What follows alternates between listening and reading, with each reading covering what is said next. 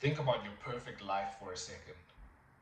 Seriously, if everything went right for you, you got in shape, you became successful, you built the business, you found purpose, you had the house you wanted, the family you wanted, the freedom you wanted, whatever your version is. Now notice something. In almost every vision you have of a meaningful life, there are other people there. You never imagined the dream alone, did you? And yet somehow, alone has quietly become your normal. You wake up alone, drive alone, go to the gym alone, eat alone, come home alone, scroll alone, carry all the pressure alone. And after a while, it stops even feeling strange. It starts just feeling like life. But if you think back to when you were younger, 14, maybe 16, that's probably not what you imagined at all. You probably thought somewhere along the line you'd find your people, your group of boys on the same wavelength as you, guys who pushed you, sharpened you, understood you, men you could build a life with. And maybe you assumed that part would just happen naturally. But then you got older, and slowly, quietly, you realized something. A lot of the people you called friends were never really your friends. You were just bonded by the thing that both happened to you: school, football, gym, gaming, work. And once the activity disappeared, so did the friendship.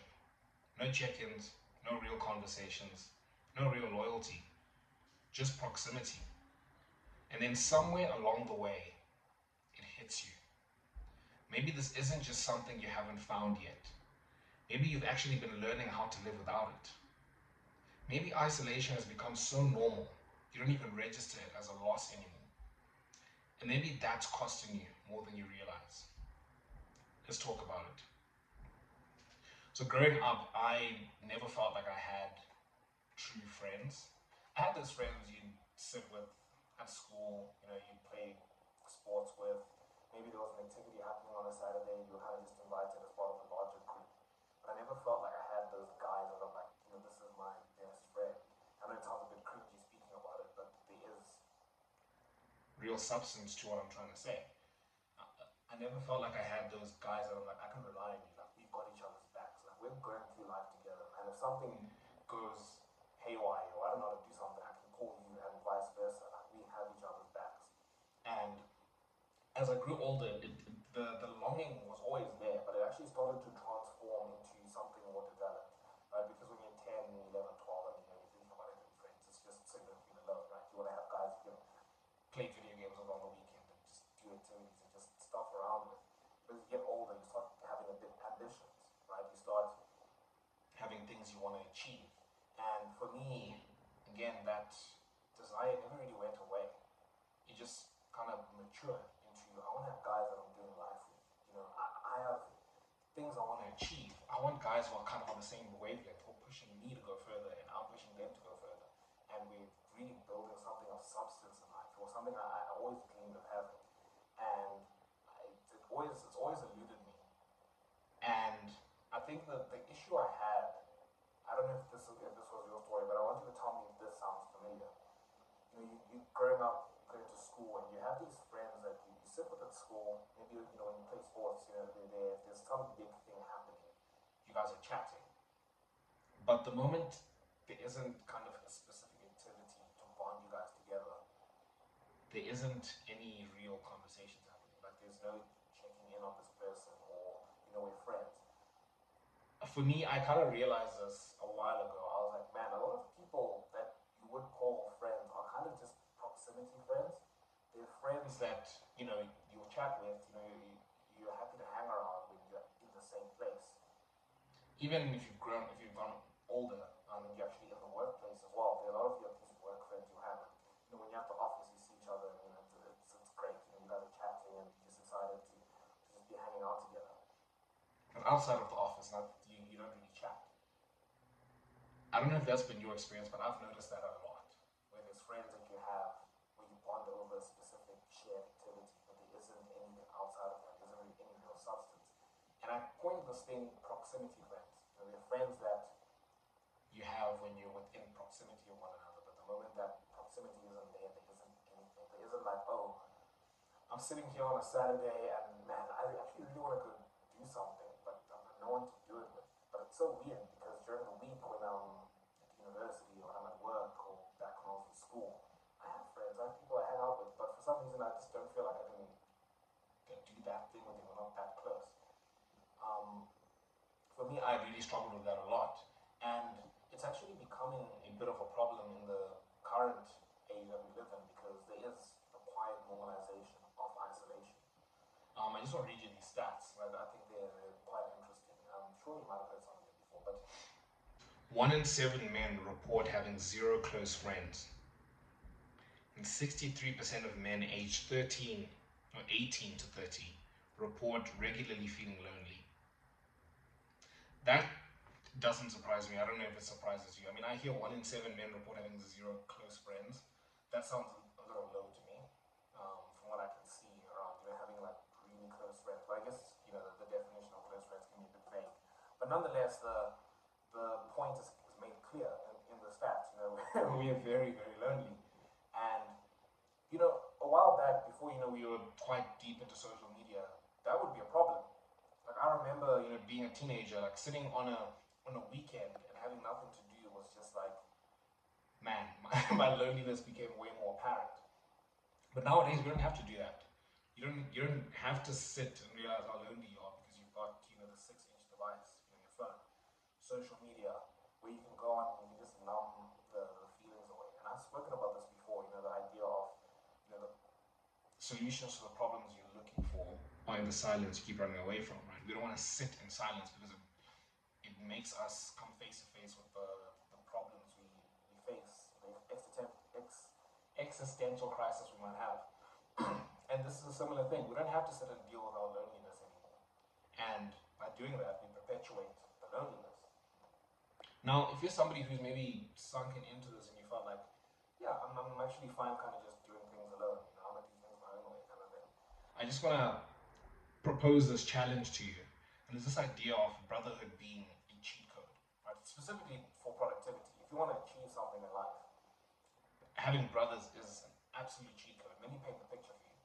For me, I always had this vision of having, my guys, 4, 5, 6 of us, and we all just kind of rent like a big house.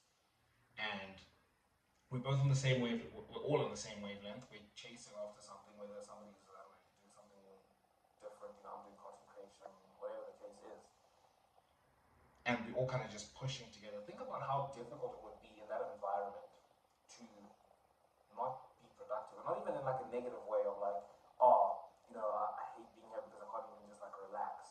More of like a, dude, it's like 5 a.m. or whatever, and all the boys are going to the gym. We agreed on we were going to go to the gym. I can hear everyone getting ready to go to the gym. I don't really want to wake up, but there's no way I can stay in this bed and not go to the gym and tell the guys to come about me. Or man, we've just gotten back, and I know like my guy over here is working on this project, this guy's working on this other thing, this guy's building his business, and like I know I should be also doing the specific thing. I can't not do the thing because we're all going to be chatting and we're all like how are things going, etc., etc. Just think about that environment in itself. It's just like an uplifting. It's like this whole thing of like a rising tide lifts all boats kind of idea, right? Where if you've got this group of guys, you're all self-improvement minded, and you're living in the same environment. It's difficult for you to kind of get dragged behind or just like kind of fall behind because you've constantly got this thing staring you in the face. It's like, hey, my brother's getting after it. Not even from a negative place of like, man, I can't keep up kind of thing. It's a, man, they're doing it, that motivates me to also go and do it because I want us all to really do well. For me, I find that to be a cheat code that a lot of us are just leaving on the table.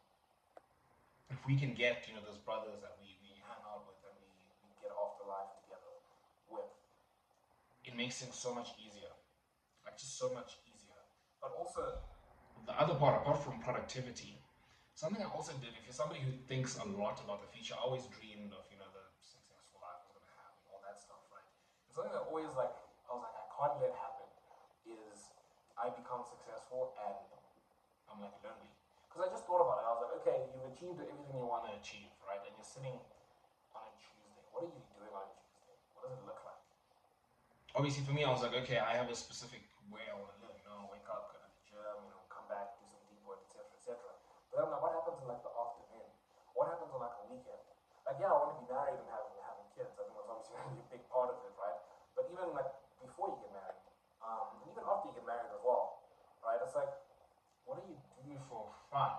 Like, who do you do things with? And for me, I was always like, if I don't have my brothers, if I don't have like my close friends, it's a bit meaningless, honestly. Think about school, man. Like for me, in school, yes, you study and it was tough and everything. But I always just loved, like at break, we play football, all the boys, or we just hang around and just do dumb stuff. Like that was just fun. It just made things bearable, but it also just made life, I guess, worth living. I don't. I think you've heard this quote before, this idea before, but it's again this thing of like you don't really remember the things you've done in life. You really remember the experiences. And when you think back to school, think about like your top memories, man. Like yeah, you studied and you sat in class and all that stuff and all these activities, but it was really like the memories you made with friends or the lack thereof. Right, that's the thing that stands out, and that's how life looks. I think when we get to our deathbeds, you're looking back, no one's saying, oh man, I remember, all that time I spent, building this thing, or all that time I spent, like, in the gym or whatever it is. It's really gonna be like those core memories you built with your friends, with your loved ones. And for me, I always thought I was like, if I don't have like my friends, and life's gonna be a bit boring, and it can become very nihilistic and all of that. So for me, that's another thing. Other than brotherhood just being a cheat code for productivity, it's also what makes life, exciting. It makes it worth living, if I can put it that way. But also the other part is, as somebody who wants to, improve life, you don't want to kind of waste life away. Think about your very habits. So again, I want to go back to like a Saturday afternoon or whatever. You've done all the work you need to do, and there's kind of like you've got this empty space where you're a bit bored. Now, if you're by yourself, what do you do when you're bored? You go to your phone. I mean, unless you're like a super nerd, it's like, man, I want to read. I'm bored. I want to read. but like, if you don't need to go do anything, really, you want to go to your phone. You want to like stimulate yourself, right? And that's not a bad thing. Like wanting to stimulate yourself isn't a bad thing. Like the reason we get stimulated is because we do things that make life worth living.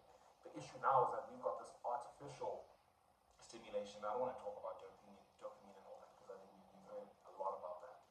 But think about the contrast between that versus if you're chilling again, you've got your boys and you're bored. What do? You're like, hey, let's go play some football. Let's go out and go do this thing. Let's just go for a drive.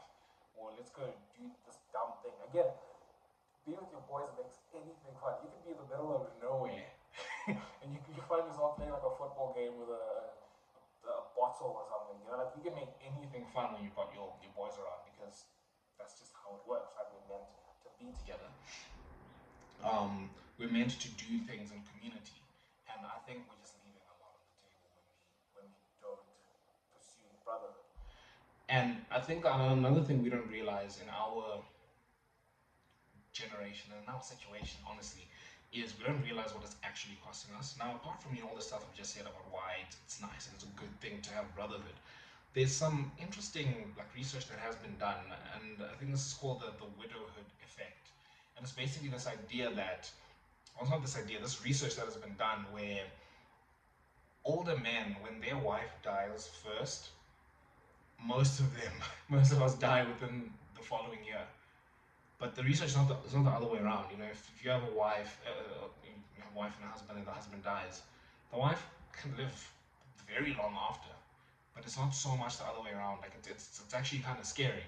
But it's again this idea of like when you get married, when a lot of men get married, we start kind of outsourcing our social lives to our wives. And now instead of you actually having these brothers that you guys get along, you have kind of shared ideas and a shared philosophy on life, and you just like each other. You start becoming friends with your wife's friends' husbands, and when that happens, your social life gets chosen for you. So now we're in this thing where growing up, right, and this is something I found so interesting, is that why we kind of end up in this spot is that when we were in school, just growing up, like just follow the train, right? You first go in, you're in preschool, and then primary school, and then high school, right? And then you've got university if you do go to university. After that, your adult life really starts. But think about what happens in your education years.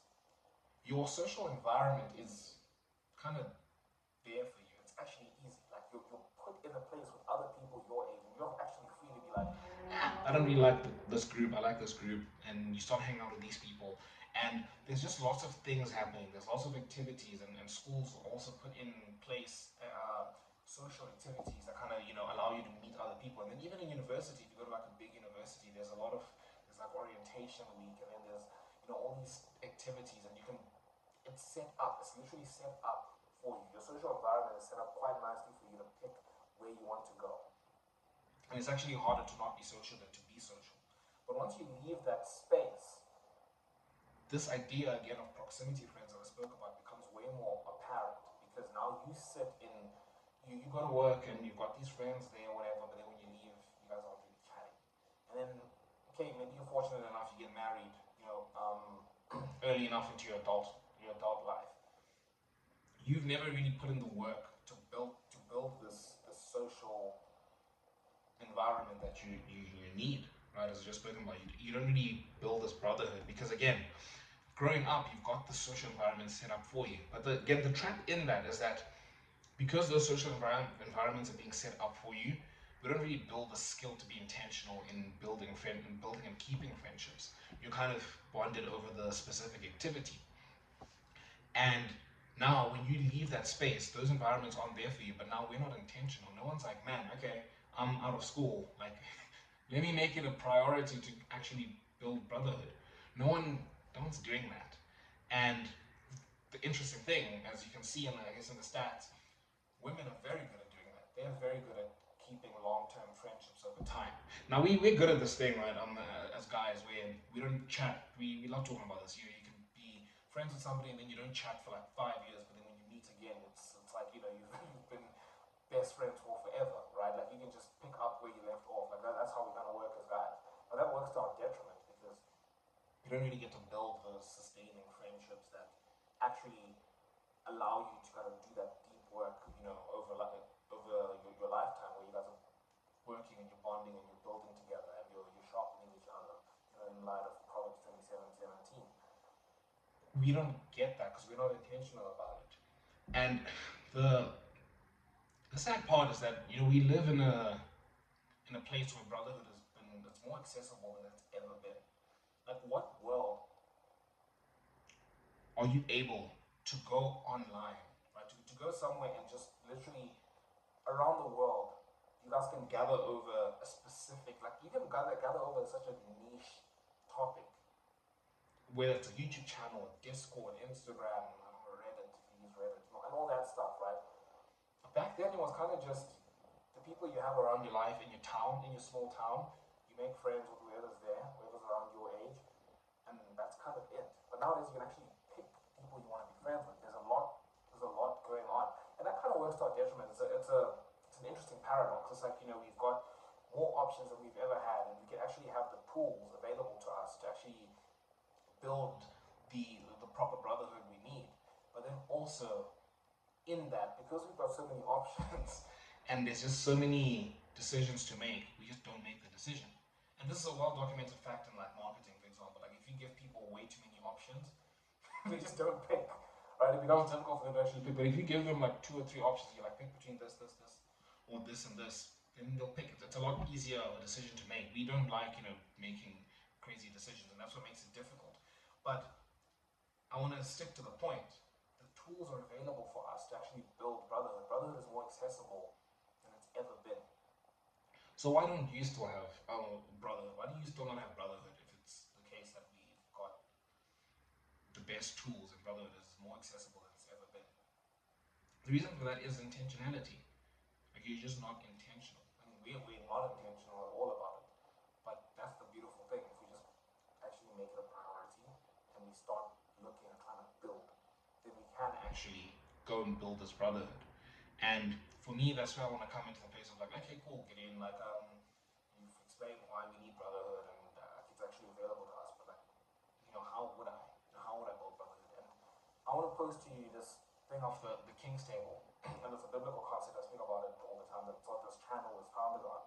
And it's this idea that David was a king, and he had his own like brothers on his King's Table to advise him, right? So he had, Jonathan was kind of like his best friend. He had the Joab, who was the guy who was just ready to go to war, and then he had a Nathan who was there to kind of give him advice.